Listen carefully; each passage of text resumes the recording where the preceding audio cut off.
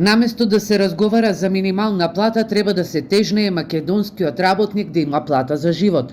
Кристина Ампева од Гласен текстилец вели дека минималната плата е само за преживување, додека платата за живот на работниците ќе им овозможи и да заштедат нешто.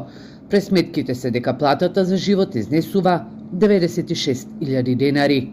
Платата за живот е нешто кое што треба да дозволи нормална храна, значи да не се да не гледаме што е најевтино и што е најнеквалитетно, туку нормално.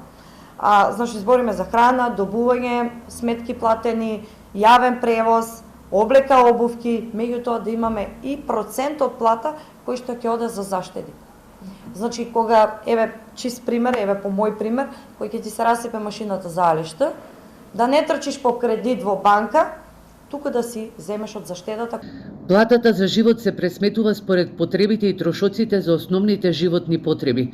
Ампева вели дека во платата за живот се пресметуваат трошоците за храна, хигиена, здравство, култура, образование, комунални услуги и трошоците што едно 4-члено семејство ќе ги има за еднаш во годината да си дозволи едно неделен одмор. Овде не е само грижата на стопанствениците, туку овде треба да биде и грижата на самата власт, на самата држава, односно дека ако се рекло дека по устав сме социјална држава, самата држава треба да го гледа доходот преку системите, алатките, институциите кои што ги има, да види дали Кристина има плата за живот заедно со платата на сопругот и да види државата како тука може да го пополни тој гап од платата која што ја зима Кристина до платата која што и треба на Кристина за да издржи.